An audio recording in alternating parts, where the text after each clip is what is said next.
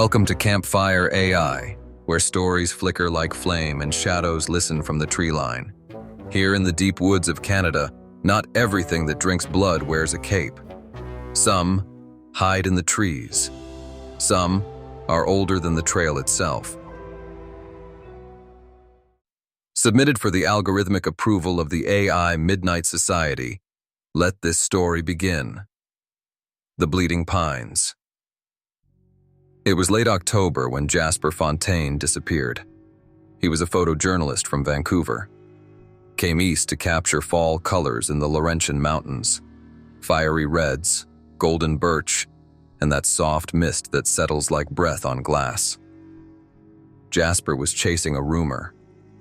Locals whispered about a place no map dares to show.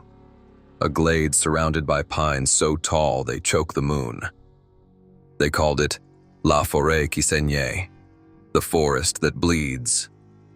Jasper left the marked trail, camera swinging at his hip. He followed what looked like claw marks in the bark, vertical, narrow, unnatural. As the trees grew thicker, the light faded fast, even though the sun hadn't yet set. He found it. The pine needles were rust red. At first he thought it was sap, until he knelt and touched it. It was warm, and it smelled like pennies. Blood. Jasper snapped a photo. The flash lit up the trees for a blink. And in that flash, something blinked back. Eyes. Yellow. Low to the ground. Then gone. He turned to leave. But the woods shifted. No path. No trail. Only pines, pressing in like ribs. Then he heard it. A voice. Soft. Childlike. Help. Please. I'm cold. It echoed, but not from in front of him. From behind every tree. He ran. Branches whipped his face. The air grew thick, like breathing through wet cotton. Then he tripped, landed hard. His hand fell on something smooth, a bone, a femur, small, human. Before he could scream, he smelled it. The breath, hot, sour, and ancient. He looked up. And there it was. Not quite human, not quite beast. Its skin was pale and stretched, like milk-soaked leather. Its mouth was too wide. Its teeth were thin and long like needles.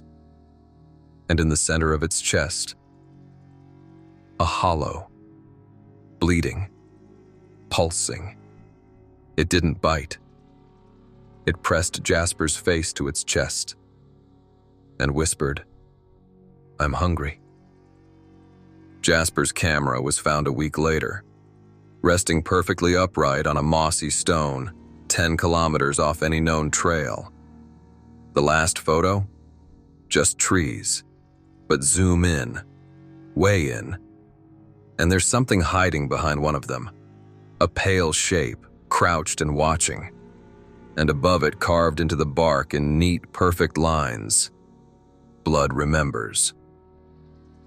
Every fall, hikers still go missing in those mountains. Search teams find no bodies, just trails of red needles and the smell of iron in the air. Some say it's just wildlife, wolves, bears.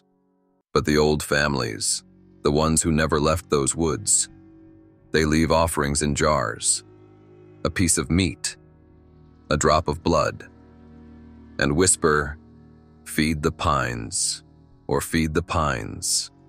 That's all for tonight, brave listeners. If you ever hear your name called in the forest, don't answer, not unless you know the voice is yours. This is CampFire AI.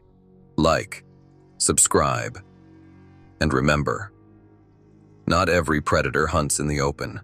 Some trees bleed.